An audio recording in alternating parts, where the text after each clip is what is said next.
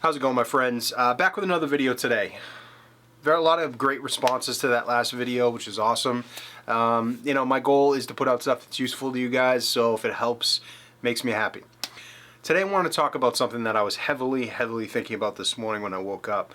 I think that, even me, I get caught up in this trap sometimes where, I want to talk about certain aspects of the gear I use in a way that's going to make you guys understand why I love it. But sometimes I've been focusing on areas of the gear that really aren't that important, and today I wanted to talk about image quality. And honestly, is image quality really the most important thing?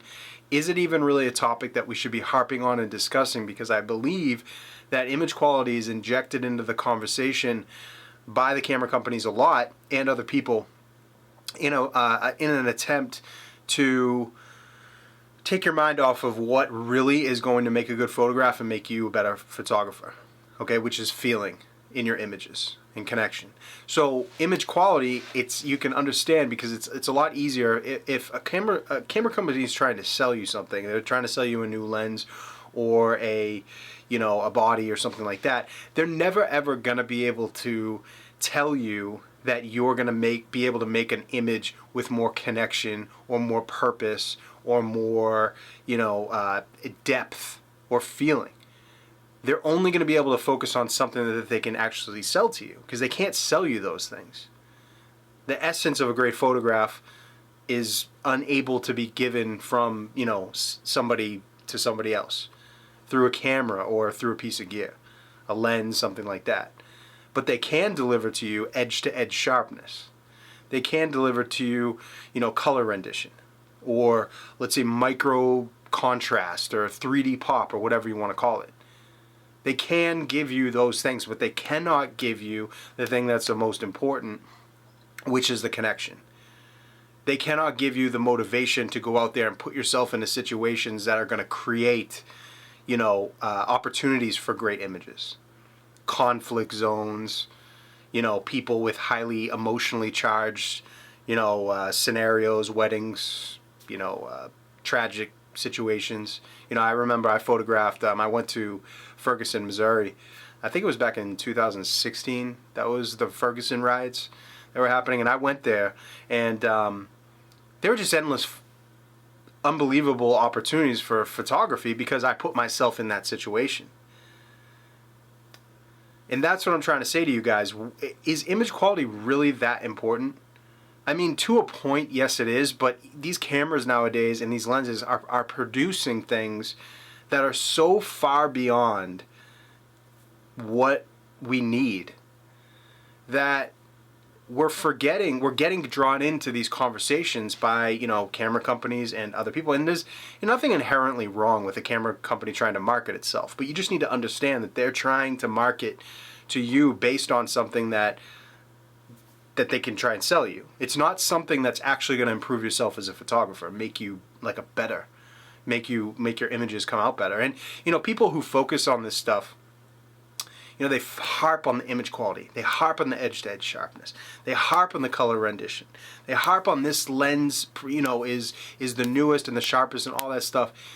It comes from a place of, I think, and I'm not saying this derogatory or whatever, but I'm just being honest, it comes from a place of insecurity about your own images. Because you would know that, honestly, and I know that's why I still shoot with the D700 and stuff, is because I know that I could take that it's a 12-year-old camera or whatever it is, but I could take it out and just put on any lens, any $100, $200 lens. I use the 50-1.8G all the time. It's like an $80 lens. I put that thing on the D700, which is only like a $350 camera. I mean, go out and shoot, and I know I can get unbelievable I can get great images because it has nothing to do with all the technology and all the stuff that they're trying to sell us in new cameras.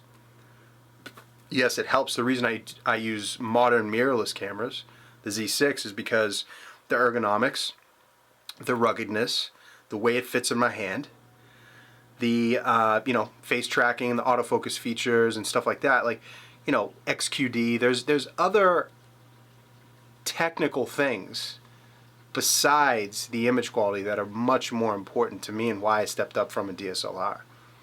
But you need to realize, shit, all of us do. You know, I mean, sometimes I go into these camera videos and I talk about the gear I use and stuff like that, and I'm like, you know, hey, the thing is sharp all across the screen.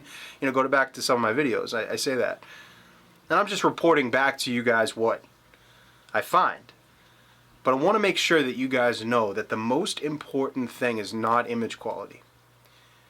If you're getting that part injected into the conversation, it's from a company trying to sell you something, or from a photographer that's really just insecure about their own work and they're just looking for something else to unlock their potential. They're looking for the camera or the lens or the, you know, the how technologically new it is or cutting edge it is to unlock some potential with their photography.